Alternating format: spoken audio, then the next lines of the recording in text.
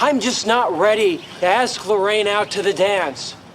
And not you, nor anybody else on this planet is going to make me change my mind.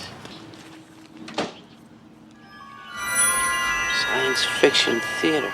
That's a clip from the sci-fi classic Back to the Future.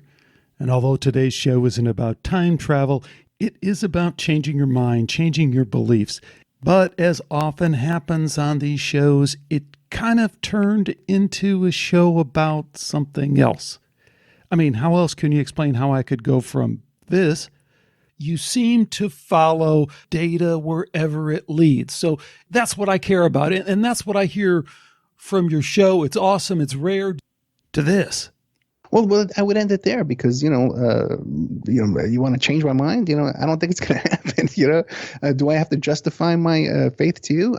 What's your need to change my mind, though? I get that it sounds like I'm desperate to change your mind. I'm really not. This is the skeptical process for me. It's like follow the data wherever it leads. And I see in you someone who's following the data. And then when it comes to this, it's like, well, no, I don't really need to follow that data. It's like I hear all the time from people and they say, I'm a smart guy. If that was true, I would know it. So this episode has a lot of layers to it, and I'm tempted to pull them all apart and lay them all out and explain them to you, but I don't really think that's what you want or what I want. It's better for you just to listen to it, experience it, and see what you think. I want to let you know up front that the episode has a lot of political flavor to it, but not for the sake of politics.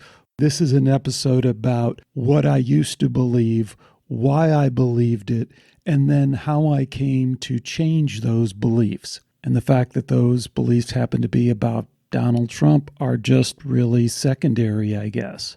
So just one more note on the political thing. I'm going to leave it to you to decide whether the creepy, sexual, kind of perverted stuff that Donald Trump is mixed up with is better or worse than the accused pedophile John Podesta or the accused rapist Bill Clinton or the satanic-friendly Hillary Clinton or the pedo Pope or any of the rest of this crazy stuff. When you have to start making those kind of comparisons, I think it's pointless.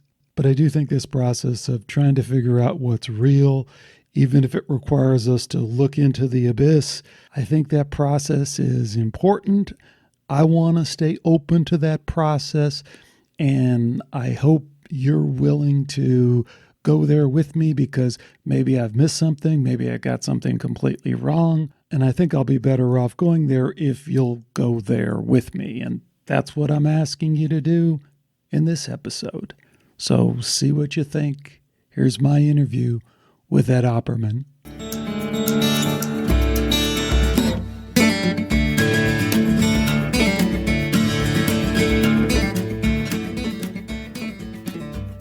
Today we welcome Ed Opperman to Skeptico. Ed is a private investigator turned independent journalist, radio broadcaster, and podcaster, and the creator and host of the very, very excellent Opperman Report. Ed, welcome to Skeptico. Thanks so much for joining me. Thank you so much. I'm happy to be here. Well, great.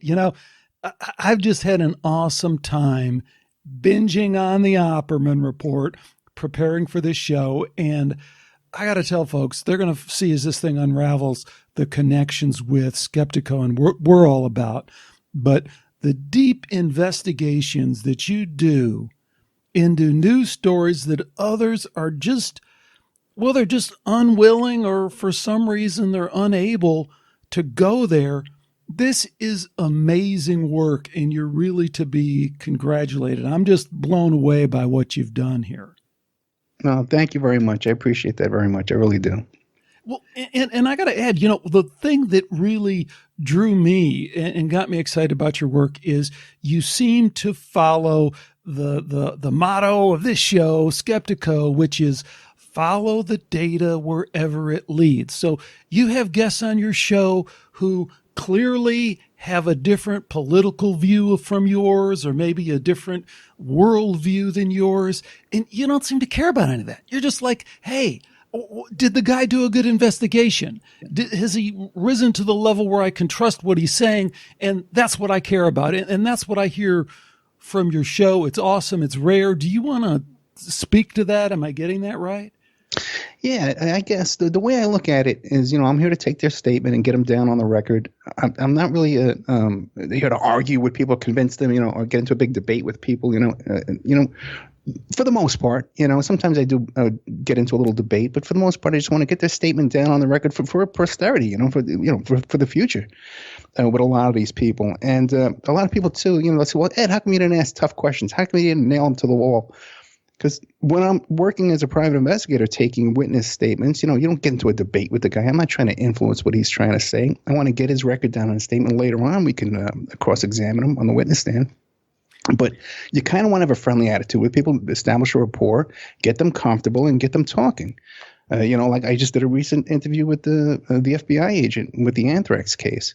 And if people listen to that carefully, I asked him a lot of questions, and he pretty much says, well, yeah, you're right, I can't answer. Like over and over. I don't know what more you want. You want me to start yelling at him, hey, the whole thing was a cover-up? And, it's so I just take his statement down. It's there for the record. People can see it.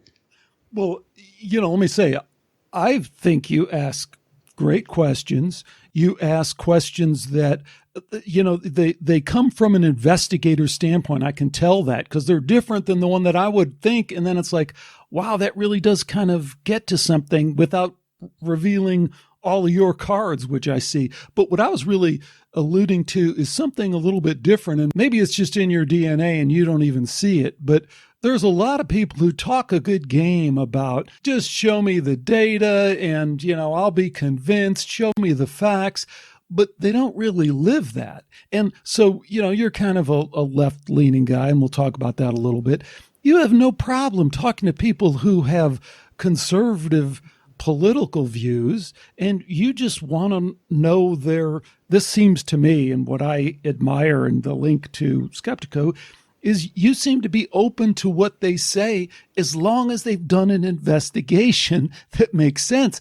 And man, that is just rare these days because everyone has a real hard time getting out of their own beliefs and evaluating whether or not they can believe somebody based on the evidence. Yeah, I definitely know what you're talking about. And there's been very few times where, I just got so disgusted. I just had to, like I'm thinking about that guy Kessler, who started defending torture and stuff like that. And I just couldn't take it anymore. And I just said, okay, we got to go. This is everybody has a limit, I tell you what, let me start with one of your kind of favorite leadoff questions. Who is Ed Opperman? Well, I'm a dad, I'm a dad to my kid. I got an 18-year-old daughter who's going away to college. I think I did a good job with this kid. She's a president of the debate team, getting accepted to a lot of really good colleges. She wants to go into journalism or politics or the law. So first thing, I'm a dad. I'm a Christian. I believe in Jesus Christ. I try and live my life according to the precepts of the Bible and stuff like that. Do unto others as do unto you. All that kind of stuff. Love your brother. Love your neighbor. Aren't those nice things we should all try to do? I am a leftist. Left-leaning. People love to say left-leaning, but I'm a leftist, man. I look at Hugo Chavez with suspicion. I say, this guy's not left enough for me. I'm a socialist. I believe we should be nationalizing the oil industry and things like that. I'm a real hardline socialist, not this kind of wishy-washy stuff you see, Bernie Sanders and stuff. I am a private investigator for a living. I still am a full-time private investigator and a digital forensic investigator. I do all the regular stuff that PIs do, asset searches and locates, adoption investigations, background reports. I specialize in a lot of internet-type investigations like email tracing. I invented this search where I can trace an email address back to online dating websites and catch people cheating online. I also do digital forensics where you send me a cell phone or a hard drive. We capture all the information off the hard drive or the cell phone. We reduce it down to a report that can be used in court. So that's pretty much what I do for a full-time living. I'm an investigative reporter, radio host, I like to call myself. I like to have conversations with people, meet the most interesting people in the world, and I enjoy that. I'm a single guy. I'm out there in a hopeless dating world of Las Vegas, and I guess that's about it that I can think of. Great. You're a guy from the Bronx. Yes. You got a little bit of that OG vibe to you. You've kind of seen some things and seen some different people that kind of work on both sides of the street, if you will, and that comes through in your personality and your show. Do you want to speak about that background at all? Well, yeah, I've lived an interesting life, you might say. You know, I grew up in the Bronx, and in a really fascinating neighborhood in the Bronx, in Soundview neighborhood, right by Soundview Avenue on Crows Avenue, the Schuyler House buildings, right between Soundview Avenue and Parkchester. No, St. Lawrence Avenue on the number 6 train line. And fascinating, I went to school, the same school that Sotomayor went to, the Supreme Court Justice, and Africa Bambaataa came out of our neighborhood, and a friend of ours, was dating Tommy Mottola, back then. A fascinating neighborhood, a lot of artists and community activists and stuff, a lot of street gangs and stuff. There was a lot of crime. We left there. We went to Staten Island. Grew up in a working class neighborhood, a lot of cops and firemen, but also a lot of organized crime. Figures, you'd see them in the papers and stuff like that back in those days. You'd say, "Hey, gee, I saw your uncle in the newspaper yesterday, running numbers and stuff," and they would say, "No, there's no such thing as mafia," So you had to say, "There's no such thing as mafia," and you had to say that. So we grew up with all those characters, and then later on, I became hung out in New York City with the Yippies. I was a political activist with A.J. Weberman and. Oh boy, all those characters down there at 9 Bleecker Street and the punk scene down there on the Lower East Side and Bowery and Bleecker, Washington Square Park and all that stuff. I met a lot of famous people, a lot of crossed paths with a lot of people. Went into the nightclub business for a while there in Manhattan. Ran with the Bulls in Spain. Lived with a gospel tent ministry for about 6 years. I traveled with a gospel tent ministry up and down Maine to New York, down to as low as New Jersey, southern New Jersey and stuff. So, interesting. I've had an interesting life. I can't complain. That is interesting. Quite a varied background there. And it does play into your show as people will listen to it and they'll hear how some of that background plays in. Tell you what I wanted to try and do today, because, I sent you this long list of all the different topics we might cover. And as you correctly pointed out, we could spend 10 hours, 20 hours.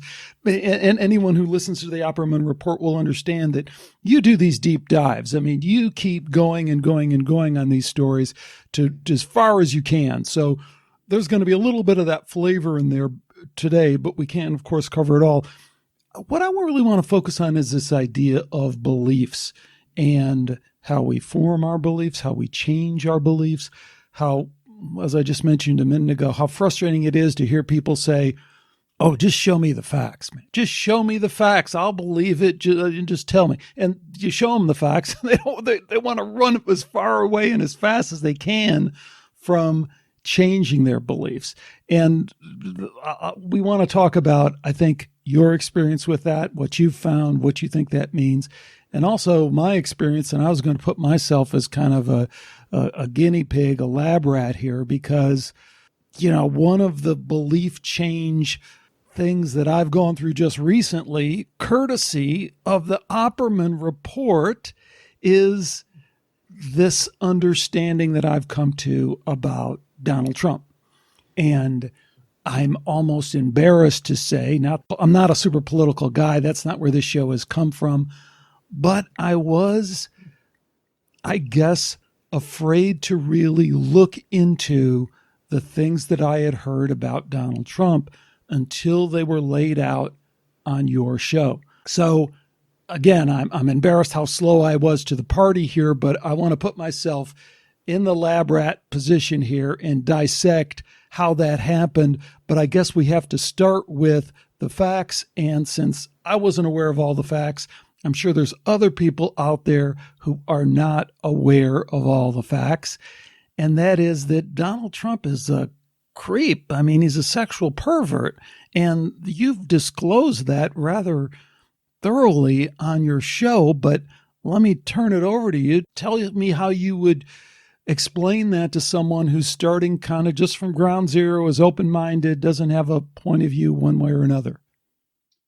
I tell you, judging by the emails and the messages I get, you're probably the only person who's ever changed their mind about Trump. Because everyone, as far as I can tell, everybody's still diehard. The people who supported him from the beginning are still diehard supporters.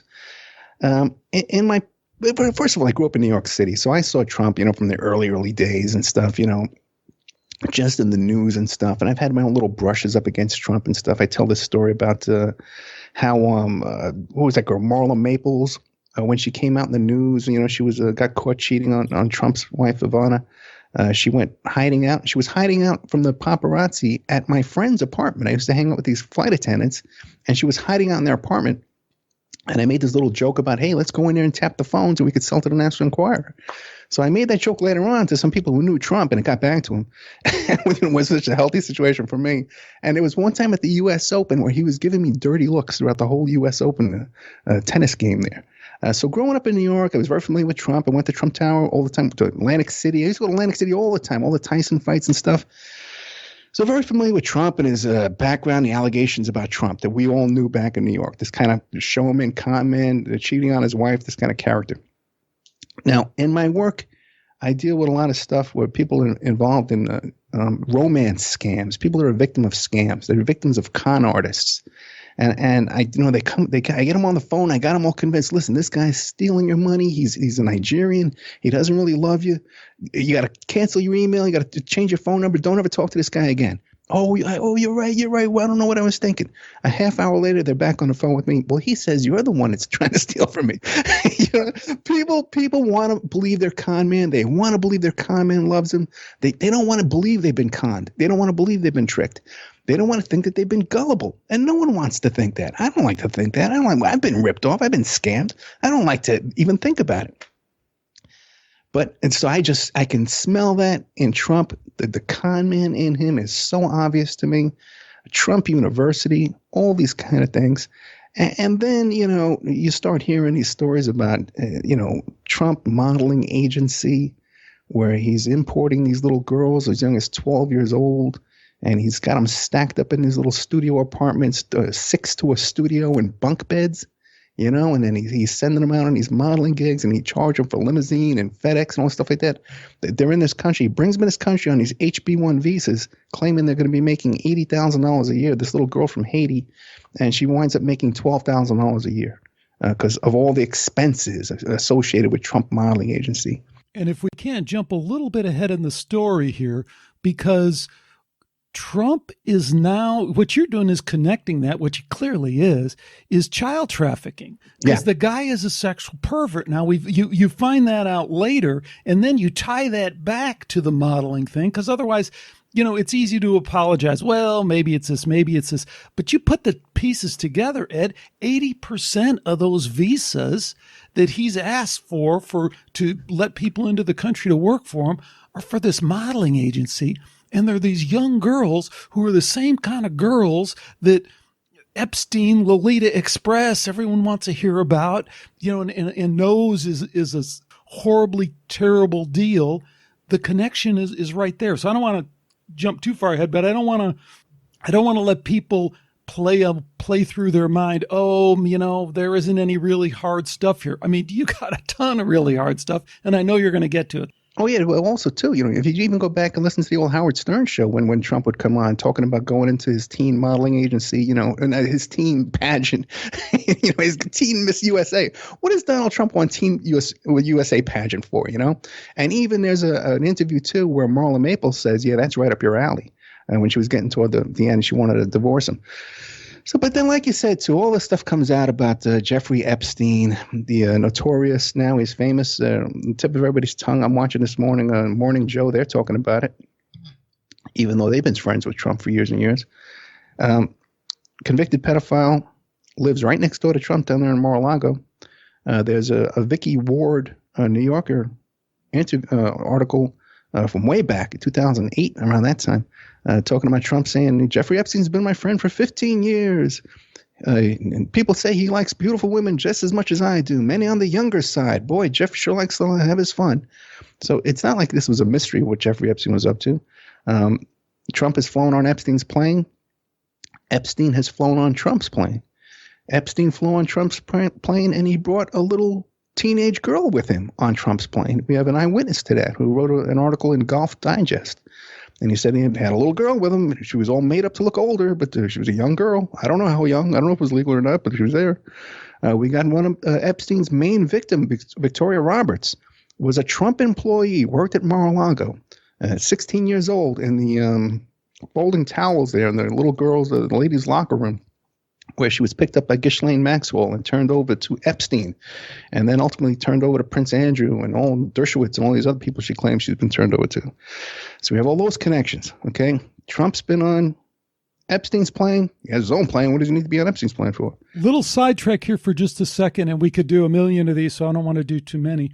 But Dershowitz is interesting. Alan Dershowitz, Harvard Law School professor, one of the most high-profile lawyers in the country, and just so happened, defense attorney for Epstein when he's on trial for these horrible crimes against children, and he gets the thing reduced down to almost nothing, but he is eventually convicted. So maybe you just want to speak to that a little bit in terms of how high-powered these guys are, and then tying it back again to the deep, deep connection that has been glossed over between Epstein and Trump. But you're laying out the story wonderfully, so I don't want to stop you. Go ahead. Well, Dershowitz was actually friends with Epstein before he was attorney, and Epstein was donating huge amounts of money to Harvard Law School. As a matter of fact, you see him walking around a Harvard T-shirt all the time. So there's that, and also too, Ghislaine Maxwell. Virginia Roberts claims that Dershowitz was right. She was forced to have sex with Dershowitz as well. She says, with that while she was servicing Epstein, Dershowitz was right there in the same room, just having a conversation. It was just a natural conversation. That's how bizarre their relationship was. And Dershowitz, in his defense of all this, says, well, the way I met Mr. Epstein was at a party at Evelyn Rothschild's house. That's his idea of defending this situation. So we got Epstein, this interesting character who grew up in Brooklyn. We know nothing about his parents, working class people. He went to a Welcome Back Kotter type high school in Brooklyn. I always forget the name of it, but it was like one of those type of like Coney Island high school. Went on to this big brokerage firm. First, he went to teach at a middle school, Dalton School in Manhattan, with the little girls wear those little Catholic school outfits. Became friends with the little girl. Her father brought him into one of these brokerage houses. I forget which one's, Lehman Brothers or Stearns, one of those, I forget. And then went out on his own, had one client, Leslie Wexler, who's the guy behind Victoria's Secrets and The Limited and all that kind of stuff like that. So when you wonder why, when you see the little kids at The Limited 2 and those outfits with The Limited 2, why these little girls are dressed like sluts, well, Leslie Wexler owns that place. You might wonder what's going on there. So notorious behavior all throughout Manhattan. If you read the Vicky Ward article from way back talking about parties at Epstein's house where there was a bunch of teenage Eastern European girls who look like prostitutes, his relationship with the Jean-Luc Brunel, the modeling scout who was a notorious 60 Minutes expose on him about giving roofies and stuff to models.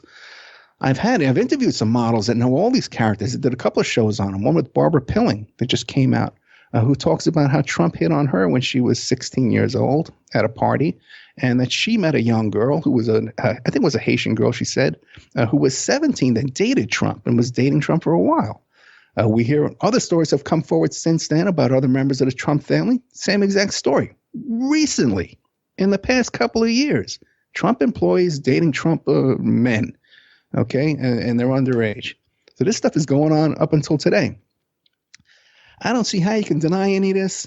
Trump and Epstein were co-defendants in a lawsuit where there were 3 affidavits of witnesses all stating the same thing, that this little 13-year-old girl was raped by Trump and raped by Epstein. There was another girl named Maria who disappeared. We have Wayne Madison did some investigation into this. He claims he located and identified the young girl Maria. I'm not 100% convinced, but it's out there. People can look at that themselves. It's Madsen, right? Yeah, Madsen. Yeah, Wayne Madsen. Yeah, I had him on the show. He wrote a really long investigation article on this. He believes he located Maria in New Jersey, that when she was abducted from New Jersey and put into this. It's possible. I'm not 100% convinced. So Trump's connection with Epstein, you can't deny. And when people start talking about things like Lolita Express, the airplane, Epstein's airplane, and Pedophile Island, a lot of that is disinfo. There's a lot of interference being run in that whole story, where a lot of stuff isn't coming out that should be coming out, like the whole business about Epstein claiming that he helped create the Clinton Foundation. I have a 24-page letter in my member section at OppermanReport.com written by Epstein's lawyer, Jerry Lefcourt, who was Abby Hoffman's lawyer back in the 80s. Okay. He became Epstein's lawyer. Epstein hired a bunch of lawyers down in Florida. Roy Black, one of the most powerful lawyers in Miami, in Florida. Ken Starr, and the Ken Starr law firm, and a bunch of lawyers from there who were all connected to this guy, Alexander Acosta, who later on Trump made the Secretary of Labor and was even floating him to be an attorney general. Okay. Alexander Acosta gave a sweetheart deal to Epstein. We only got 13 months. I only served 13 months. I actually got 18 months. I could have got 40 years. We got this sweetheart deal. And then Acosta comes out with this 3-page letter saying, well, I was under a lot of pressure. I was being investigated. They were investigating my family and following me and putting pressure on the Justice Department and the high people in the Bush administration to force me to do this. And he leaks that, or he not leaks it, but he puts that out through Conchita Sarnoff, who wrote a book about trafficking, about Epstein. Turns out, though, Conchita Sarnoff is friends with Epstein. She's friends with Trump, and she's friends with Ghislaine Maxwell, lifelong friends with these people. And her book is published by Victor Ostrovsky, Mossad agent, who wrote his own book about using deception to get your own way through the Mossad. And his publishing company has bizarre names like The Cover Story, The True Story, The Cover Up, I forget exactly what they are, but they're along those lines. So there's a lot of stuff. The whole Epstein stuff, if you really want to get into that, man, you could spend weeks on it. And unfortunately, what we see, even in alternative media, is a lot of the low-hanging fruit. And what we see on Morning Joe and stuff like that, forget it. That's nothing, not even a tip of the iceberg. And so we've just given people a blast out of the fire hydrant there. And there's tons and tons of shows that you've done. People need to understand that when you talk about some of this stuff, it's because you've actually had the people on the show and you've interviewed the models who were hit on at those parties. You've interviewed people who've written books, who've done thorough investigations. So it's really deep, the amount of work that you've done into this, and you're just to be commended for it. And I think and it'll give people a sense of what they can find at the Opperman Report. And if they go there, please go and become a member and support this guy, because as he just said, this work isn't being done by other people, even other people in the alternative media. As you just alluded to, everyone kind of gets the Lolita Express thing, and that's become this cartoon version of what's going on. And as you point out, hey, look at Mar-a-Lago, look at Manhattan. Of course, we're staring into the abyss here, but we do have to stare into the abyss a little bit in order to kind of gain some perspective on this, right?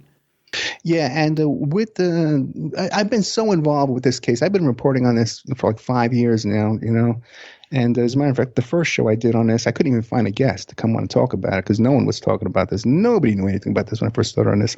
So I've become friendly and involved with the lawyers and their investigators and all kind of people involved. And the people firsthand that are involved who don't come on the air.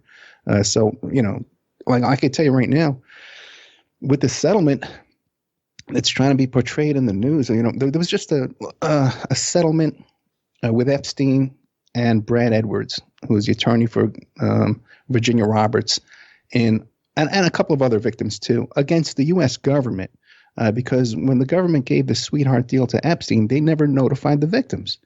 So Brad Edwards took this case. He's been handling on many of these cases. And hey, Ed, can you quickly sketch out the sweetheart deal? I mean, that is the charges that Epstein faced down in Florida, and then what happened?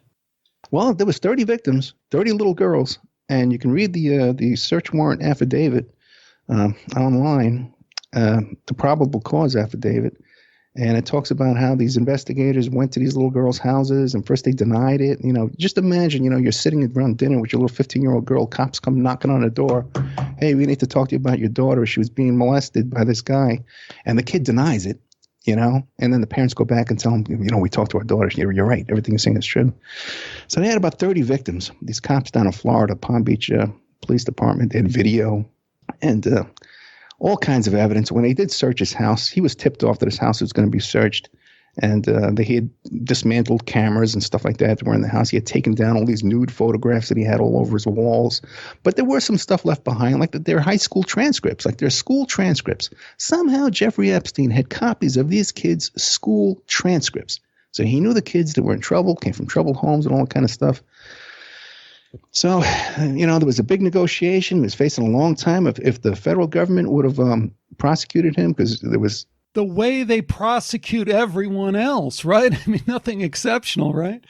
Well, I got local clients right here sitting in jail right now on much less charges, stupid stuff, but what do you call it? So, instead of, they gave him a deal, and you could see a lot of it's being published now, the negotiations back and forth. They gave him a sweetheart deal, and he got convicted to 18 months, but he only served 13. In a private wing of the sheriff's, the sheriff's jail, not even the county jail or the state jail, in a sheriff's wing where there were no other inmates in there, just him. And he was allowed to leave during the day and go to his office. He hired off-duty sheriffs to transport him back and forth and accompany him, stand in front of his office. So all that's just come out recently. He had visitors every possible visiting day. Jean-Luc Brunel came down and visited him. That perverted modeling scout came down and visited him every day. So he should have gotten 40 years easily, with that many victims, with that much evidence against him. But not only did he get down to 13 months, but everyone involved with him, all his co-conspirators, got immunity. So hopefully now Edwards, in this suit against the U.S. government, can get that deal thrown out, because it does violate the rights of the victims. It's an uphill road, and probably Epstein will die before it ever happens.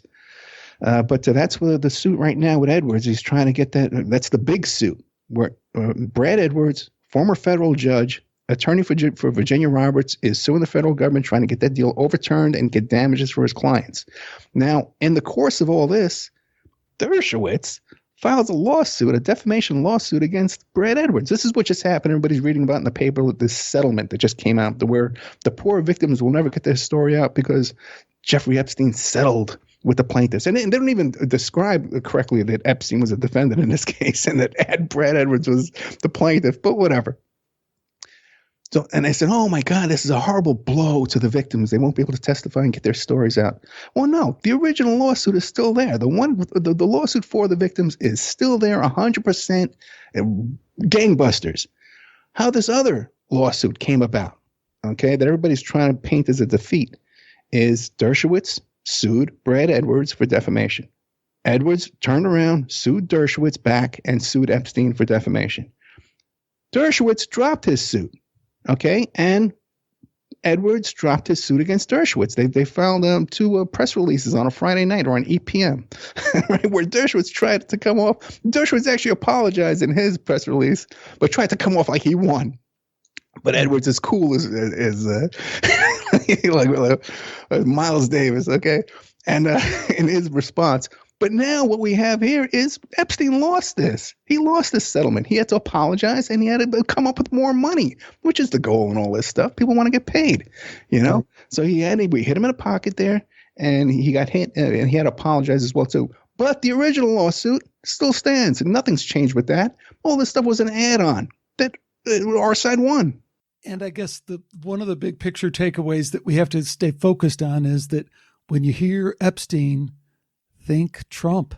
Yeah. Because there's no difference in terms of what these guys are up to. So back to, I return to one of the factoids that you brought out that just stuck with me is 80% of the visas are going to these 12 and 13-year-old girls from Eastern Europe. That's what Trump's about. Well, clearly, man, that just fits hand in glove with all this crazy sex trafficking stuff, Clinton sex trafficking, Epstein sex trafficking, this kind of cesspool of activity that then ties into, political blackmail, right? Of all these different varieties that we can't even wrap our heads around. But that's why, as you point out, it's crazy to think that there's really going to be any movement on this in terms of prosecution or any draining of the swamp, if you will, is because these guys are in like an old cowboy western where everyone's drawn on everyone, drawn the gun and pointed it at everyone else. Like, I'll blackmail you for this. Well, I'll blackmail you for this. So it's just another layer of the bullshit to think that any of this stuff is going to change. Yeah, and don't forget, too, this is Trump's lifestyle. Look at the Stormy Daniels and Karen McDougal and all that kind of stuff, too, as well. This is his lifestyle, prostitutes and porn and all this kind of stuff.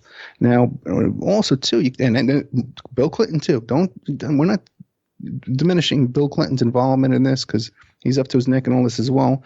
But so are people like Katie Couric and George Stephanopoulos and Woody Allen, who's often seen with Epstein. Right. Chris Tucker, who flew on Epstein's plane when Bill Clinton was on there. And Chris Tucker has his connections to the Michael Jackson, the Gavin Arvino case. Okay, when the Martin Bashir documentary came out and Gavin Arvino was portrayed as sleeping in Michael Jackson's bed and the paparazzi swooped down on him, Michael Jackson called up Chris Tucker, who has his own private plane as well, and said, "Hey, Chris, go pick him up and bring him to me." And Chris said, "Okay, I'll go get him." Like he's got nothing better to do with his plane. Okay, Kevin Spacey was on that plane. Who was the other one? Courtney Love. I talk to her father all the time, and she has her own childhood involvement with these kind of activities and escort services and madams and dominatrixes and stuff. So it's not a small group. If you look at the list of people that flew on Epstein's plane, you got people, Prime Minister of Israel, the President of Colombia. This is no isolated bunch. This is rich and powerful. So, Ed, what I want to try and do now is pull back a little bit and kind of reorient ourselves in a couple of different ways to this. I eventually want to get to something you mentioned very early on in terms of the spirituality, your spirituality, my spirituality. One of the frustrations I have with, I don't know if you can call this conspiracy work, because it's not conspiracy work, folks. It's just reality work. It's the way things really are, as close as we can figure it out. But I guess my point is, if that eventually doesn't lead back to some kind of adjustment in our spiritual outlook, i.e., how do I live my life in a meaningful way? How do I figure out what I'm supposed to do at any time? Then all this is just bullshit. It's just another form of entertainment. And I don't think it is supposed to be another form of entertainment. I think we're supposed to take the kind of information that you're sharing, the kind of investigations you're doing, and I think we're supposed to do something with it. So I want to get there eventually, but in the meantime, I want to get back and talk about this issue of beliefs, how we form our beliefs, how we get stuck on our beliefs. And I want to put myself in the middle of that and tell you kind of how I got sucked into the Trump thing so that we can kind of dissect it and look at it in a broader sense. Because this show, Skeptico, I really started it with an interest in big picture kind of stuff. Who are we? Why are we here? I started then by looking at science, parapsychology, because they seem to be on the cutting edge of that, who are we question. Are we just, as science says, biological robots in a meaningless universe? Atheistic science, materialistic science. That's what it tells us. Your daughter's in school. I got 4 kids. 2 of them are almost the same age as your daughter. Same thing. And they've gone through all school their whole life, and that's what they learn.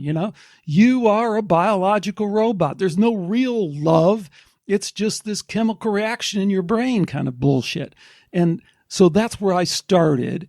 And then that led me to kind of the more edgy spiritual stuff, like the near-death experience stuff, which gets right at that question of, why are we here? When you do encounter a spiritually transformative experience, what is that experience about? What are we learning from those? That's what really led me to the conspiracy stuff, because what I found is that science and that scientific materialism that insists that you are just this biological robot is a huge conspiracy, as is the whole atheist social engineering agenda. It truly is a conspiracy. What I want to talk about, I guess, is the lonely path of the person who starts discovering these conspiracies.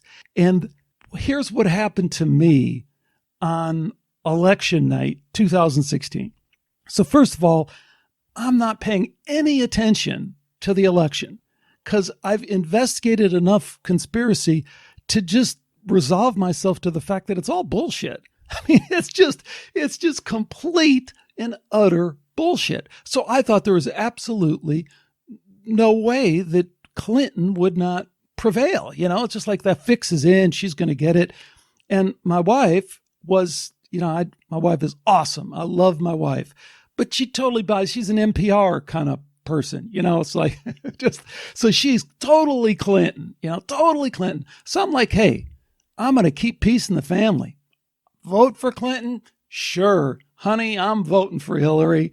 One, I live in California, so my vote doesn't matter. It's going to go Democrat anyway. So I vote for Clinton, and I just am in my computer room working on my stuff, my Skeptico stuff. And election night, my wife comes in, and she goes, you got to look at this. You're not going to believe it. Now, literally, this is how out of the political loop I am. I'm not even watching any of the coverage. And she says, come in and look at this. And Donald Trump wins. And for a moment, I guess I'm like, oh my God, it is possible. It is possible because for a minute, Ed, suspend, if you can, everything you know about Donald Trump, because I didn't know those things. So suspend that for a minute and look at Donald Trump as I did, which at a very high level that he clearly is an outsider because the Republicans hate him. You got conservatives like George Will writing articles that say, hey, even if this guy gets all the electoral votes, let's go against the whole electoral process and not nominate this guy as our candidate. And George Will isn't citing Lolita Express and Mar-a-Lago as one of the reasons he's doing it. He's saying that because purely political things. So I look at this guy and say, this guy is clearly an outsider. This guy is tapped into something in the American people. And hey, wouldn't it be awesome if it really was possible for the people to vote somebody in? And that's what I saw in Donald Trump. I saw the just crazy, insane CNN, NPR media, which is just incredibly, Fox, all of them, just incredibly biased. I mean, it's beyond what we can even imagine. And that's what I saw. And that's what I held on to. And obviously I held on to it too long because that's the other thing I think that happens with these beliefs is we want to see something and we see it and we want to believe because we're weary of all the shit that like you just laid out and how that can be weighing on your soul of how hard that is. And that's what I think I saw in Trump. And that's why when I heard the rumors of what was going on, I failed to thoroughly investigate it because I wanted to believe that it was true, that there was a chance for people to outside of the system. I don't really care if it's left or right, but just that the people could actually exercise some power in this process because I see for the most part, their power is being completely drained from the process. So that's my catharsis. That's my story. And just any thoughts on that or any place we can pick up on that and talk about that as how it relates to what you've seen and with other people and how your work affects people? Yeah. First of all, I could never support the Clintons. As bad as Trump is, as evil as he is, I could never support the Clintons because they're just as evil, and my God, when you look at the stealing money from earthquake victims, people are buried under rocks and that's who they go to steal money from. You're talking about Haiti now, right? Yeah, in Haiti, yeah, oh my God, And we can get into all the details on that. You know, the the Haiti Relief Fund is called the HRC. You know, the Hillary Rodham Clinton commissioned that. You know, it's called like Human Rights Coalition, whatever, some human relief. But you know, it's the same initials as Hillary Rodham Clinton, and everything goes through the Clinton Foundation down there. But anyway, they stole all that money in Haiti. There's no doubt about that. But also, too, by the way, there's many Republicans involved in that stealing too. Even Obama was involved in the whole Clinton theft when he was still a senator. So was Bush. So was Wesley Clark. They were all on the board of directors for those companies who were stealing money down there. But anyway, Clinton versus Trump, I couldn't support the Clintons. My God, they're the most evil people on the planet. Plus, they would have another 30-year reign in this country. We can't allow that. So as evil as Trump was, man, I kind of threw my support behind Trump, although I didn't vote either because doesn't matter, you know, because Nevada would be behind Clinton 100%. Now, I believe, too, I believe, and a lot of people say, well, they're selected, they're not elected, you know, and our vote doesn't count. I used to think that. I don't believe that at all, especially after my involvement recently. I'm connected with people at a level right now where I actually got a copy of the Democratic platform before it was published. I got it in advance.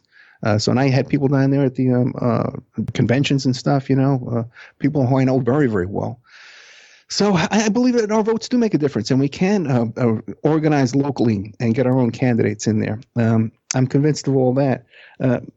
You know, you mentioned how George Will and stuff like that, how they weren't against Trump because of his connection with Epstein. Interesting.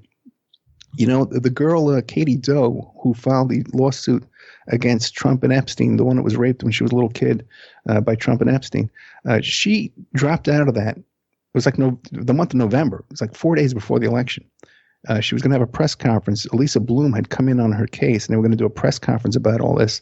And they were hacked, and they had a denial of service attack on Lisa Bloom's website and live stream. Live stream was taken down by an organized attack on their live stream service. It had to be state level, you know. And so she got panicked and quit. And that week, Hannity was on the radio. And he had someone on like Lewandowski or someone like that. And he goes, yeah, you know, we dodged a bullet this week. And the guy says, what do you mean? He goes, Epstein. You know? So, you know, it's not like George Will and these people and Joe Morning Joe and Mika weren't aware of all this. Everybody was. They just saw fit to overlook it until it was, you know, they can get some use out of it. Now, also, too, by Trump being an outsider, Trump's lifelong friends with guys like Khashoggi, Adnan Khashoggi, involved in Iran-Contra and drug smuggling and human trafficking. Just to be clear, though, I'm not saying he's a genuine outsider. I'm saying the optics of the thing were that, and I feel like this is kind of something important that I want to get into with you, is that because you are so well informed that in some ways it's hard for us even to connect because you know so much and I'm on the outside, but I want to remind you of how a lot of people looked at this thing. And I think that to deny that Trump resonated with a lot of people who are just real people and people that I can relate to, who aren't racist, who aren't sexist, but just really believe that, you know what, this is bullshit. You know, I'd see the transgender bathrooms at San Diego Airport where I live, and I don't have anything against transgender people, but I see that third bathroom door and I say, this is progress. This is where we want to go. Or I live, 30 miles from the border, Tijuana, and I hate when people say this, but I know plenty of Mexican people, and I'm close to a number of Mexican people. They're no different than any other people. You can't say they're this way or that way, but it's not like anyone who lives in San Diego doesn't understand it. That's a total scam. I mean, the immigration thing, it's a total scam. So to deny that there was some reality that resonated with people, that people wanted something different, and what they saw in Trump was what they voted for, and it was a complete end run. I mean, Trump and Bernie Sanders were really the two outsider candidates, and it was just awesome. I mean, Bernie Sanders, the thing was stolen from him, but it was just awesome to see somebody prevail on the optics of being a true outsider, truly outside the system, and Do you see it that way? Well, interesting, because in some ways Trump definitely was an outsider, and I saw with my own eyes because when we went to the first Trump rally here in Nevada, way, way, way early in the beginning, he had no campaign staff whatsoever. There was no campaign organization, no political people at all. The rally was run by New York City cops. Off-duty New York City cops ran that rally and ran the whole thing. And their whole focus was on just frisking people as they came in. And pretty much you're on your own. You know, it wasn't until later on he had some volunteers, but even that was all ragtag. So you're right. He is in that way. He's not a part of the political machines. He's definitely not. But as far as being an outsider, like I said, Khashoggi, Eric Prince, people like Wilbur Ross, who ran Rothschild Inc. The Commerce Secretary. You know, it's like it's not. I can't see how much you can call him an outsider. He's hooked up with everybody. Kissinger and yeah.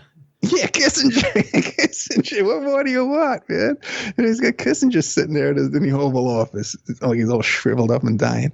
But I understand you too. He definitely was an outsider as far as the political machines go. You know, paid off both parties and blackmailed both parties. I'm sure. You know, he comes right out and says, when he's talking about the piss gate, he comes right out and says, hey, all those hotels have cameras in them. I know they do. This guy owns hotels.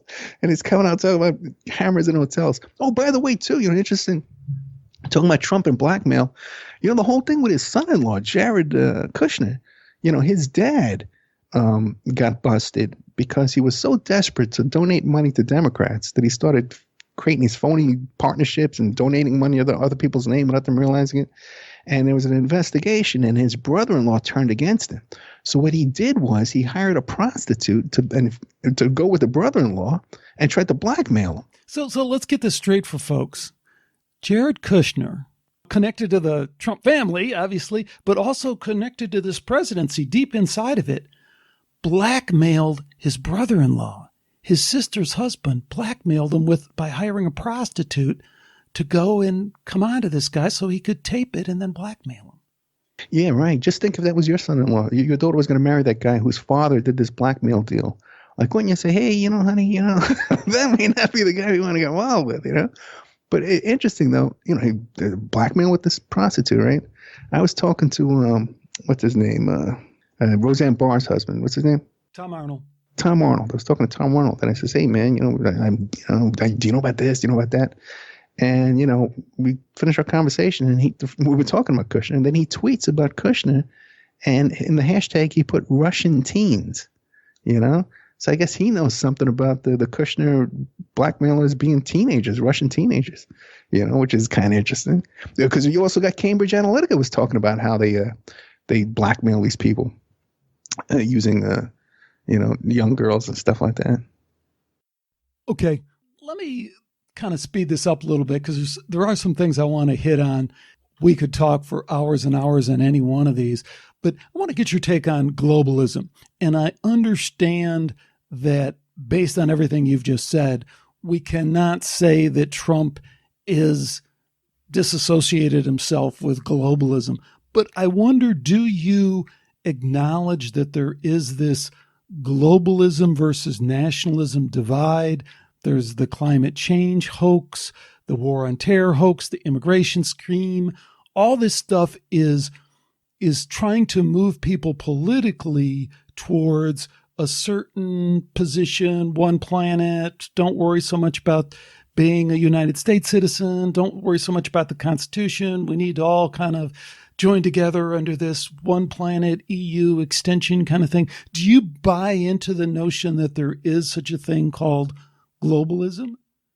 If there's globalism, if there's a one world power controlling everything, or we're working toward that, it's the United States of America that's in charge of it. Let's leave that aside for a second and just say, I mean, do you buy into the idea that there is this political movement that is, I would, to me, it looks rather obvious, but even larger than the politics of the United States, or that is towards this one world government kind of thing and ultimate control over people, or just increased level of control? I mean, we're going to get fucked. Oh, no, way, yeah. So I'm not. Yeah, there's definitely an increase. We have much less freedom. I don't know how old you are. I'm 56 years old. I have much less personal freedom than I did back in the 70s. There's no doubt about that in my mind. But as far as global control, the United States of America has world domination. We are the dominant power in the world. We have more. Our military budget is higher than the next top 8 countries, and half of those are our allies. We have air superiority over the entire planet. Nobody denies that. There are more aircraft and fighters than anywhere. Russia has one aircraft carrier that they have to pull around on a tugboat. It's a diesel. They have to pull it with a tugboat. It has no engines, no working engines on it.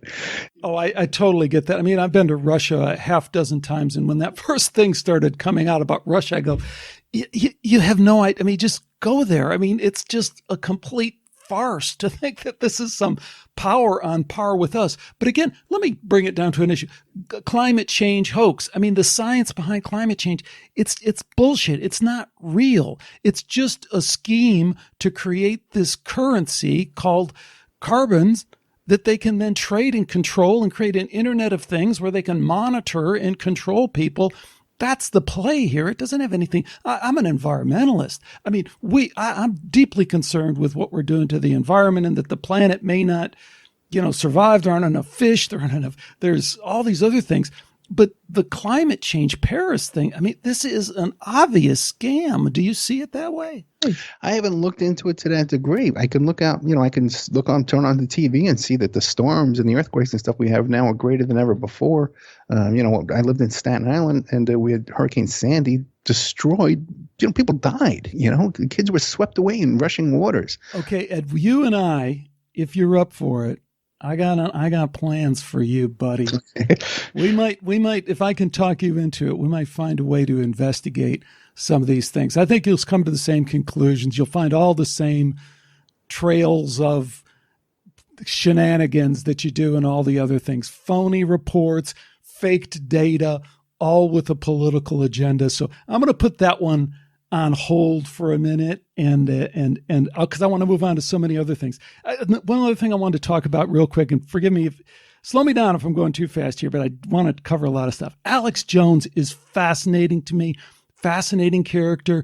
I think you've exposed him in some incredible ways. They're just powerful. Your brilliant analysis of the James Alefantis apology, I think, is like a level 3 kind of stuff.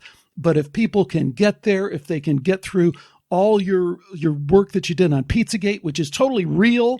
I interviewed FBI agent Bob Hammer, who investigated the NAMBLA thing, and he was really powerful and gave testimony to how real in a related way that is. You've done a lot more work and better work, but I want to return to Alex Jones. I had Bob Hammer on too. Yeah, great. Yeah. Good guy. I mean, such an FBI guy. Yeah, I never thought to ask him about Pizzagate, but I think it was before Pizzagate. Yeah, excellent work in his life, infiltrating NAMBLA. Yeah. Yeah, too much. So here's my question about Alex Jones. Do you think he was ever legitimate? I mean, Bohemian Grove, 9/11, or was he ever for real in your opinion? Okay, that's interesting. Danny Romero from American Freedom Radio, he knew Alex Jones way back from Austin, when they were there in Texas in those days, when Alex's beginning of his career. So I don't know, man, but I think by the time, and he never came right out and said, hey, this guy's been a show from the start. You hear bizarre stories about him getting into fistfights with people and running to the cops, weird things. But definitely, I don't think he snuck into Big Bohemian Grove without an invitation. I can't imagine pulling that off.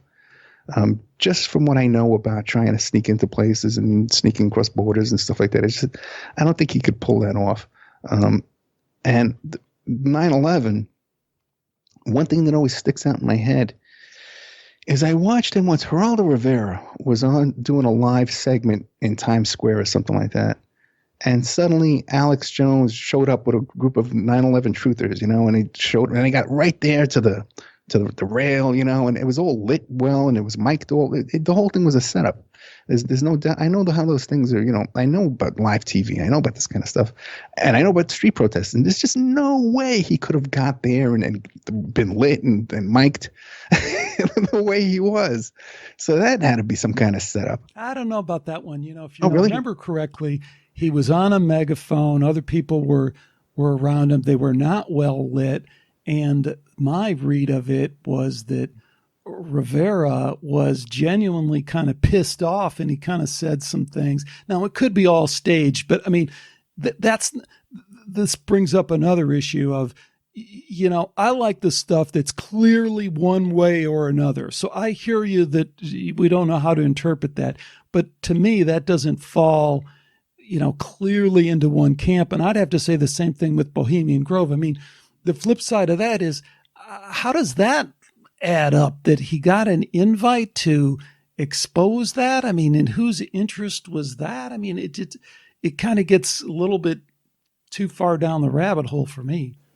Yeah, I know. Yeah, sure. It's beyond explanation. Like, who knows why he was invited into this kind of thing? But if he was some kind of a truther, even back then or now, he wouldn't be making $400,000 a month. With his penis pills and stuff. Why not? Why does money? That's the other thing. I think what we can talk at point, but I don't want to get into politics. But the leftist thing, a lot of times, people who are like that, they have just immediate distrust of anyone with money. Man, I have a lot of money. I made a lot of money in my life. And I know a lot of people that made a lot of money. And the values that of the people that I know have made a lot of money are the highest values for just living your life. That's success. It's setting goals. It's being focused. It's being, controlling your own mind and controlling your bad habits and stuff like that. So I don't have an immediate distrust for someone. Alex Jones has figured out a way to sell that stuff. And I tell you one thing, I don't want to be a big defender of Alex Jones, but the one thing that he says that resonates with me is look, hey, I'm selling the same shit that Whole Foods is selling, and I'm selling it for a lower price. So you want to buy your vitamins at Whole Foods, buy them from me. And I think supplements are a good idea. I don't immediately discount the guy for making millions of dollars a year selling. No. That's not what I'm saying at all. And I've made a lot of money in my life too. I had a nightclub in Manhattan. It was a limo driver, 24 hours a day. I've had a lot of money. Canyon Rancher. Had a lot of money. But the thing is what I'm saying is, and I'm not one of these people that says that that socialism means you have to be poor or that you can't be rich under socialism. I believe that we would all be much richer than we are right now under socialism. The point I'm trying to make with saying that he couldn't get away with making $400,000 a month if he was a truther is I know that I've spoken out on certain things and I've had my credit card processing shut down the next day. Okay. And things like I know that on AM radio, you can't get on AM radio unless you're right wing. They sabotage you at every length. Even the sponsors and the advertisers in AM radio will sabotage you if you're not right wing and towing that right wing line. TalkStream Live, who supposedly run this kind of ratings operation where they carry water for what's his name, Michael Savage. Every week, Michael Savage has the highest rating and stuff like that. I know for a fact these guys sabotage you if you're not right wing. This is what they want, right wing people on the radio. So when I say that if Alex Jones was really exposing things, they would shut him down. They wouldn't allow him to make $400,000 a month. Not that I think making $400,000 is bad. I would love to make $400,000 a month. Okay, I would love to. And there's things I could do to do it too. Just don't the kind of things I do anymore. Okay, Well, here, let me challenge part of that again, and I appreciate that we can do this and we can have this discussion because I do so respect your work and I want to hear your opinion. Sure. One thing that does concern me is the censorship of Alex Jones. No matter what you think about Alex Jones, to me is far and away the biggest story that I've seen in a number of years. Because, you talk about First Amendment, which is what we've all held on to as, we do have freedom of speech in this country. We've all held on to this. And now what happened to him with being shut down the way he was simultaneously by YouTube. A lot of people say YouTube. He didn't get shut down on fucking YouTube. He got shut down with YouTube, who's owned by Google, and Google is the fucking internet. So he got shut down by that, and he got shut down by Apple, Chi-Com Apple, and he got shut down by Facebook and Twitter all the same day. I mean, 5 years ago, we would have all said that's impossible. Or if that happened, we'll all go march on, Washington, D.C. And instead, what we all do is sit around and talk about how not to get demonetized on YouTube. Like, that's the answer.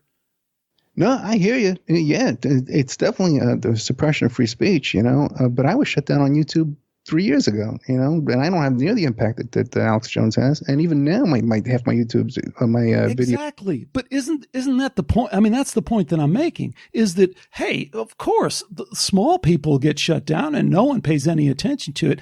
I heard Luke Rudkowski from We Are Change has been kind of a buddy of the show. And years ago, he was the first one I ever heard to talk about being demonetized on YouTube. And he actually put out the videos and he said, look, here's my video. It was making money before and now it isn't.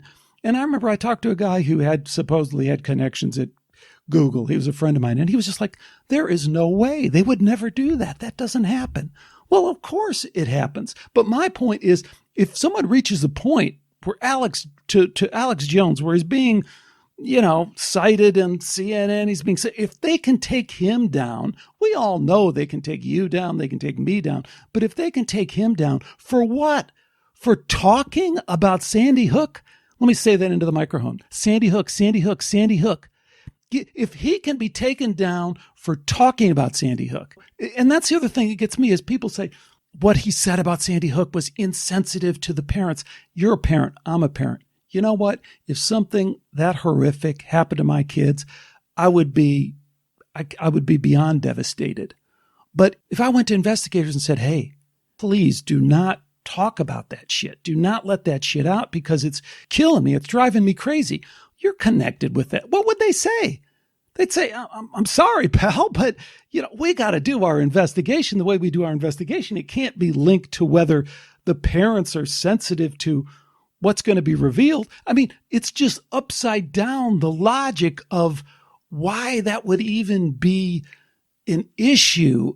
I don't get what people are thinking on that. A couple of things. Because I've been taking notes as you've been talking. That one thing is back to YouTube for a second, is I have shows that have just deleted off of YouTube with no explanation. I never got a notice. They just disappeared off of YouTube. And also, they've disappeared off of Spreaker too. They can't find them anymore. So there's certain shows, that just somehow seem to get deleted and disappear. Now with Alex, this whole show of, okay, we're going to be censoring Alex for whatever reason. Maybe it's more than likely he's part of all that for whatever agenda. Maybe to make the rest of us fear, and be more quiet. Do I believe it's because of his talk about, because he's come out and said, no, I don't believe Sandy Hook or whatever. I'm just an actor, In his divorce cases, he says it's all performance art. And people would be, I think one time he said people would be crazy to believe him. And then he comes out and he says, no, I was lying over there. So I don't know. I think he's part of whatever's going on. He's part of it, for sure. In cooperation, he's got Trump on there. He's got Charlie Sheen on there. I don't know, man. And then Sandy Hook, I watch YouTube. I see a lot of stuff that looks suspicious about Sandy Hook.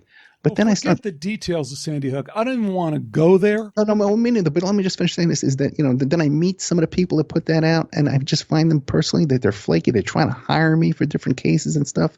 And it's just weird stuff. And they're kind of crazy. And then when I was here in Vegas during the Mandalay Bay shooting, and then I see stuff on YouTube and people talking about it, they got everything wrong. Like, not even close. Geography they got wrong. People's names they got wrong. Locations. Las Vegas Metro Police Department, they call it the LVPD. They don't have that right. The Las Vegas Coroner's Office. It's the Clark County Coroner's Office. Just the basic stuff they can't get right. And, so it just makes me even more suspect of these things far away that I at one time believed, that now I'm all my skepticism doubles down the more I go on. Okay, but big step back, and I'd ask you this question.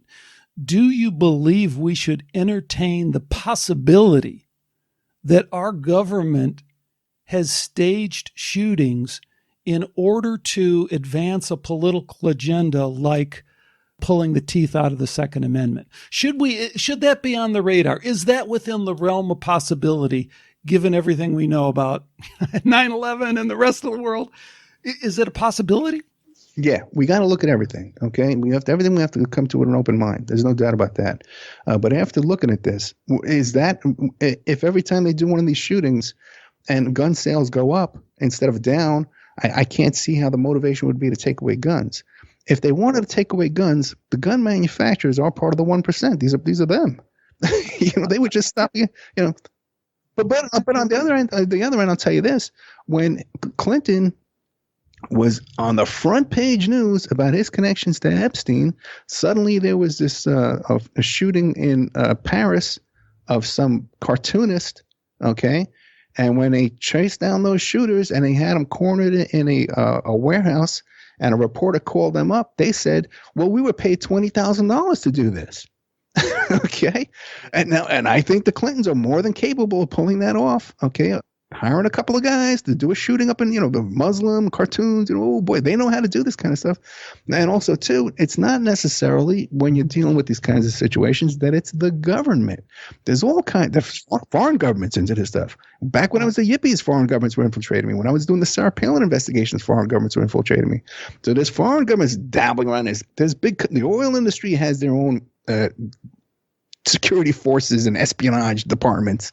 This big industry has their own forces. The Masons, the Scientologists, they all got their own little guys running around doing things for hire, all kind of mercenaries out there. So it's not always the government either. I hear you. There's a lot to kind of pull apart there that we're not going to be able to do, because I do want to hit on one last issue, because it's been part of this show and it kind of grew into more and more of a part of this show, because again, I'm a follow the data wherever it leads guy. I'm interested in the spiritual understandings that we can gain from analyzing the data in that way. And I'm just a little bit surprised by the Christian born again thing on your part. And I want to qualify this so people understand, because I always get in the first part of these discussions with people and I come off like a Christian basher, which I'm not. I mean, I believe in, however this is true, I believe it to be true that Christ consciousness, that is, if you pray to Jesus, there is a real spiritual force that will come to your aid, that is connected to something higher, something more.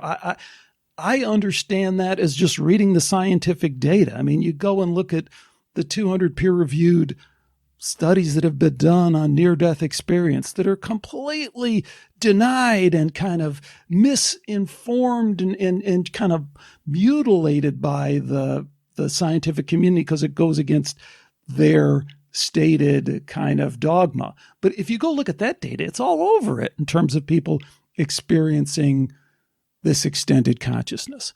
But when it comes to religion, first of all, please disrespect my religion. Any place you see it, don't cut me any slack because of any religious beliefs, because I'm not going to cut anyone any slack because they say they have a religious belief. I just think that's crazy.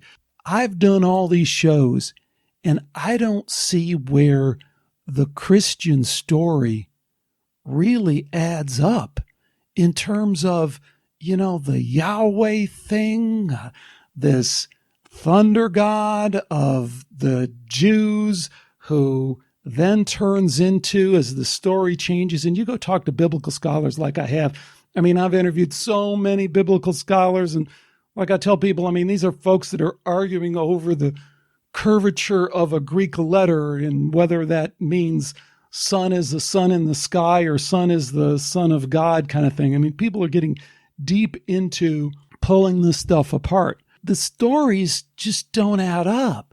And the historical Jesus is on really shaky ground. So whenever I encounter Christians, my first thing is, how much have you really looked into the Bible, or are you getting this from a direct spiritual experience that you've had? And, I guess I feel like, I hope this is okay. I feel like I can ask you anything, and that's what I'm asking you. I would say both. Okay, I've read the Bible probably a dozen times back to back. I've read the New Testament probably about 30 times, or even probably more. Like I said, I lived this. I lived with a tent ministry full time, and met a lot of people. Ted Wilkerson. Ted Wilkerson, Times Square Church. Okay. So, like I said, I've studied the Quran. I've studied the Bible. I've studied Josephus. Yes, I'm familiar with that. And I'm not concerned with that at all. He said Jesus was a magician. I'm not concerned with that at all. Okay, Josephus, if you investigate it, and this would be another one that if you wanted to, we could look into together. Josephus's complete story doesn't add up. It doesn't make sense. Josephus's conclusion at the end of the day, I mean, do you even know who Josephus really is? Because a lot of people say Josephus, and they say, the Christians say Roman historian, or they say Christian historian. I mean, Josephus is a Jew, and he's of the highest rabbi class, but he's also a general. And the story that he says is, hey, the Romans landed in Galilee, and I fought them the best I could, and then we went into this cave, and we all committed suicide. But at the end, I decided, no, I need to ally myself with the Romans because my Jewish tradition is wrong. Caesar is the Messiah. Caesar is the Messiah. This is Josephus's claim. This is what all his writing is about, is that Caesar is the Messiah. We don't have to wait for the Messiah, Jewish people. This is it. Well, that's a complete invention on the part of Romans, is one way to read that, and I think it's right. But the other thing is that, and you'll see the biblical scholars will agree to this, the Bible is pro-Roman because the writers of the gospel had access to Josephus. So now, short version of it, you're sitting there writing prophecy about Jesus, and you have the historical account with you. You have the, World Book Encyclopedia telling you what actually happened, and you're prophesizing, and it's right out of Josephus. That's what's written into the Gospels. I can prove that to you if you want, but it's like the Bible is not reliable in the way that most Christians think it is. Well, I don't know what to tell you. Okay, I really don't. There's so many Bible scholars that have devoted their life to this. You know what I mean? Over every little interpretation, and it's withstood the test of time. The calendar was changed over this. The prophecies from the Old Testament that are revealed in the New Testament, thousands. Then plus on top of that, my own daily life, I've seen the results coming from this. That's totally separate. So take the first part of what you said and we could deal with that. The second part of it is completely separate because I'm with you. You can have a genuine Christ-conscious experience. I get that. I agree with you. The data supports that. The first part of that, my investigation would say just the opposite of what you're saying. But please continue. Well, I would end it there because you want to change my mind. I don't think it's going to happen. Do I have to justify my faith to you? Like I said, I've studied the Bible, studied the Quran, all the major texts. And I believe I've settled on this. I've experienced it in my own life. I'm more than satisfied with the preservation of these texts till today, and I've got no problem with that. But Ed, isn't that where we started? What's your need to change my mind, though? I don't have I know it sounds like... I have no desire to change your mind. Why would you need to change mine? I get that it sounds like that. I get that it sounds like I'm desperate to change your mind. I'm really not. I talk to people all the time, and I get that. I just talked to this guy, fantastic guy who wrote this book, The Secret History of the World. After that, he's sending me emails because I had some of the similar kind of things with him, and he's a Christian as well. No, man, I'm not desperate to change your mind. I'm pointing out in the same way that you do that this, to me, is the process. This is the skeptical process for me. It's like follow the data wherever it leads, and I see in you someone who's following the data, and then when it comes to this, it's like, well, no, I don't really need to follow that data because I've already done it. It's like I hear all the time from people, when I talk to them about anything like in science, and they say, I'm a smart guy. I read all these papers. If that was true, I would know it. It's like, that's not an explanation for whether or not you've really dug into the data. Well, okay. I suppose I could go and especially for any current books, I'm really not interested. People come up with new theories and stuff like that. I'm really not concerned about. And I guess I could go and try to find, flaws. And I'm sure there are flaws. I can't take everything literal that's in the Bible, but I'm more than satisfied than what I've found. I don't need to pursue that any further. You're satisfied. You're happy. Yeah. What it's really about is the process. Is the process that we go through to understand things. I mean, one of the catchphrases of Skeptico is inquiry to perpetuate doubt. I think doubt is a beautiful thing. I think doubt is a very spiritual thing. And when I see people who are settled, I'm always like, you can't be settled. Don't be settled on anything. Always be doubting, always be questioning. But that's where I'm coming from. That's not necessarily where you're coming from. I think your work is awesome. One other thing, and I just can't recommend highly enough for people to check out the Opperman report. You're an incredibly fair and balanced guy. Any of these topics that we're talking about here, you will find deep, deep knowledge of. One other thing I got to hit you with before we leave, and that's the UFO thing. I don't see where you're really kind of engaged with that topic. And, take that. You don't like the Bible stuff. Okay, I get it. The UFO thing, it's right out there in the New York Times. Leslie Keene has done the story. We had her on. Lou Elizondo comes out and says, I worked inside the government. We knew all this stuff. And it just is backed up by another 50 years of stuff. Why are you kind of on the outside looking in on the UFO thing? Okay. Once again, what would you say if I told you Art Bell didn't believe in UFOs? I don't know. Who cares? Okay. I'm just saying. And I've seen things up in the sky, okay, that I can't explain. So I can say that firsthand, right? Also, too, once again, going back to this whole thing of there was at one time I believed all that stuff. All the stuff. I was a fan of Kerry Cassidy's Project Camelot, right? And but until you start meeting these people and dealing with them, and you just find out that many of them are just full of shit. Now, can I conclusively say one way or the other that I know what's going on? I've known people that worked at Area 51. They're scientists and stuff like that. And, they can't talk about what they see there, but when there's no indication that they believe it's otherworldly. Is it possible? Of course it's possible. Do I think that I can solve this on my own with all the disinformation out there on these kind of topics and all the hoaxing? But are you aware of the New York Times disclosure in December of 2017 and that whole thing? I mean, one, I think that was a politically psyop kind of controlled disclosure, but it was a disclosure nonetheless. I mean, they're now showing the videos and the government is saying we recorded these off of an aircraft carrier. And it's just confirming what we've all known for 20 years through accidentally disclosed documents and freedom of information documents that have slipped out in the United States and Canada. I mean, I don't know what Art Bell and Cassidy Camelot has to do with just the mountains of solid evidence we have. Well, yeah, again, too, do I trust the New York Times and everything they have to say? I really don't, and could that be accurate? It could be. I don't know. And I think there are things up in the sky we can't explain. There's all kinds of phenomena we can't explain. But what the source of it is and whether it's a U.S. secret space program or who knows, I don't know. Yeah, we could say that about all the other stuff that you've investigated. We don't know until we investigate. Yeah.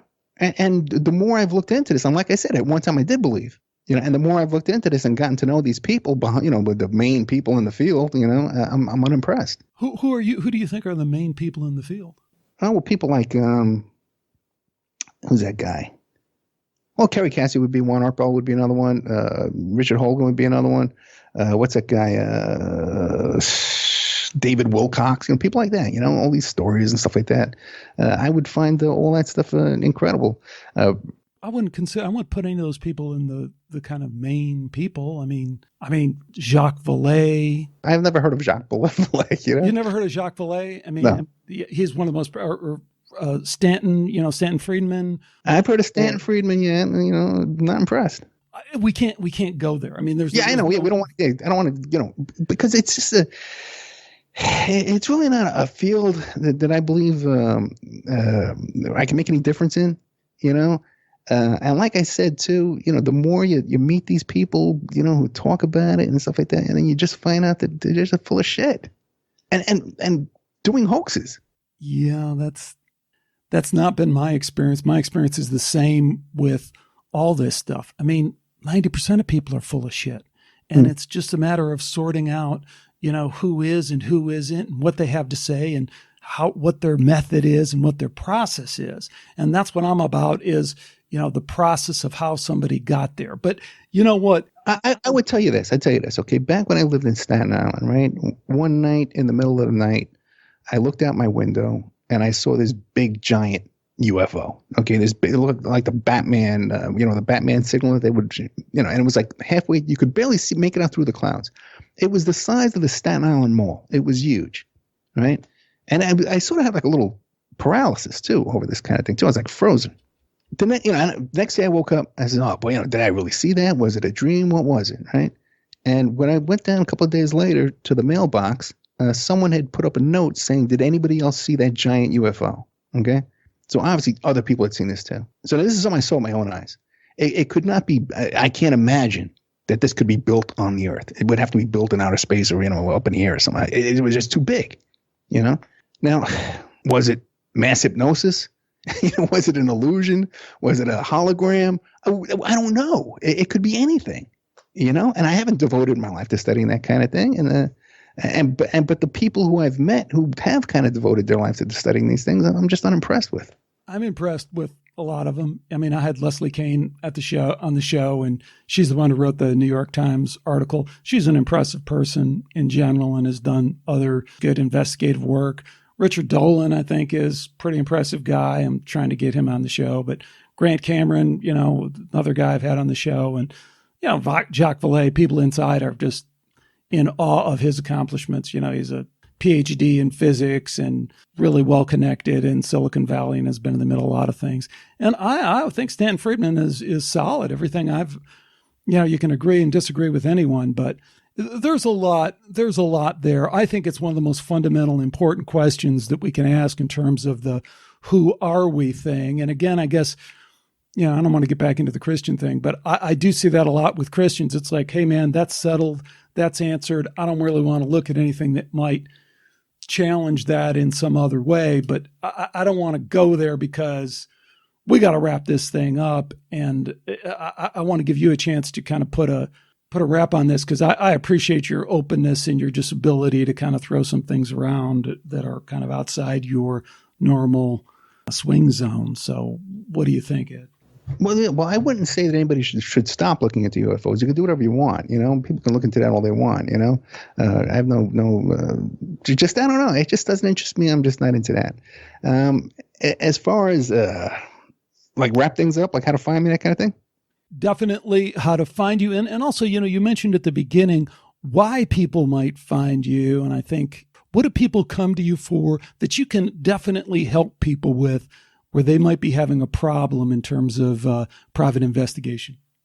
Well, one thing, if you're some kind of a victim, like in a Me Too case, okay, we're all set up for that. Okay, if you have a situation where you've been sexually harassed or something like that, I got all the lawyers all set up for you. We can document your case and get you a settlement. We can do that for sure. So if anything like that, any kind of whistleblower kind of stuff like that, come to me. I can definitely help you out.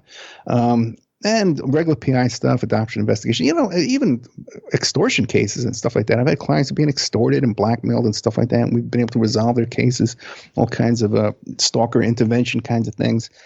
So there's all that. If any kind of information you want to get a hold of me through the radio show, you know, whistleblower, you got some kind of information, a case you want to expose. We're always interested in that kind of stuff as well.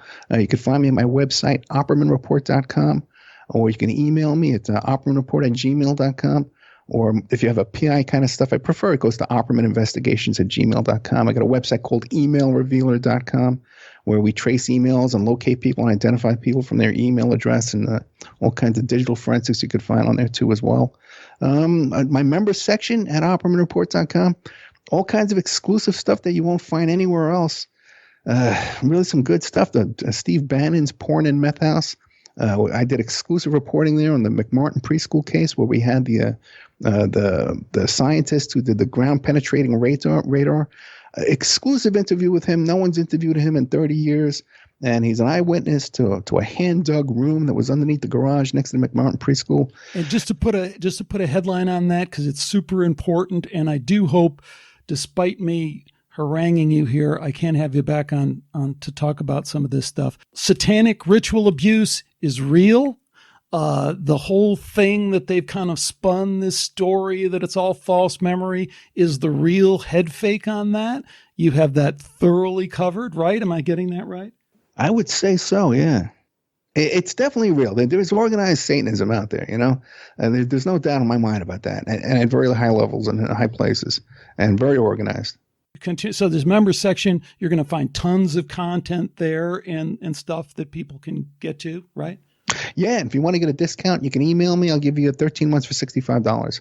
Great. I hope people take you up on that. Ed, it's been just awesome getting to know your work. I'm a huge fan going forward, and I appreciate you straightening me out about Trump.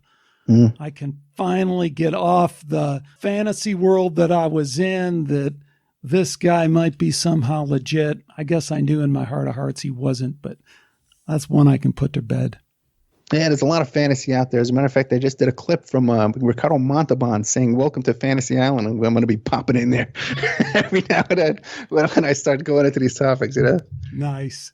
Yeah. Well, listen, thank you so much. I really enjoyed this. Thanks again to Ed Opperman for joining me today on Skeptico. I have to stand by my original claim at the beginning. Ed Opperman is fantastic. I've learned a lot from a lot of the interviews that he's done. And there's a ton of valuable information that I just haven't found anyplace else. At the same time, as you heard in this interview, man, we all have to check each other. And we all have to understand where we're coming from and our beliefs and our limitations and our worldviews. And all that stuff is kind of laid bare here in a way that I think is interesting and is also challenging in a lot of ways. So it's going to be difficult to tee up just one question from this interview, because there's many, and there's also a lot of inside baseball going on here. I wanted to kind of keep it rapid fire, and I wanted to cover a lot of stuff with Ed, but I realized that I probably lost a lot of people in the process because, just like everyone else, there's little corners of this big old map that I've dug into more, and maybe some other people haven't dug into more. I don't know. So if there is that kind of inside baseball stuff going on and you don't know, please come on to the Skeptical Forum, join us over there. By the way, it's really picked up. I really appreciate people coming back. So many of you who've been there before have come back. We have some new software there that's really nice. It seems to work smoother. And it's just great to see the fantastic comments we get. It's unbelievable. It's always been one of the real strengths of this show is the brain power that gets applied to the Skeptical Forum after some of these shows. So if you do have questions or if there is something that was unclear, come over there, put it down there, and I'll probably respond to it, or if not, somebody else will, and I'm sure that you'll get the answer that you're looking for there. But since I usually tee up one question from these interviews, I don't want to break that trend, and the one question that I tee up is it worth it trying to find the truth when it comes to these highly charged public political expose kind of things? Is this an area that we should just avoid because we know it's going to be so fraught with misinformation, disinformation, differing opinions that are going to upset people? Should we just bypass the whole thing completely? Or are some of these questions and some of these facts about our leaders so important that we should try and dig for these answers? So there are a couple of questions, and I guess I'd add one more. I said one question, but it's a bunch. How does this relate to your personal spirituality? To what extent can these questions allow us to better understand what we should do? So there, I kind of laid it out. Let me know what you think. Again, preferred choice, Skeptical Forum, but feel free just to email me, find me on Facebook or wherever. Love to hear from you. And check out the Skeptico website, Skeptiko. All the previous shows, all there for free. Use them how you like. That's it for this episode. Until next time, take care, and bye for now.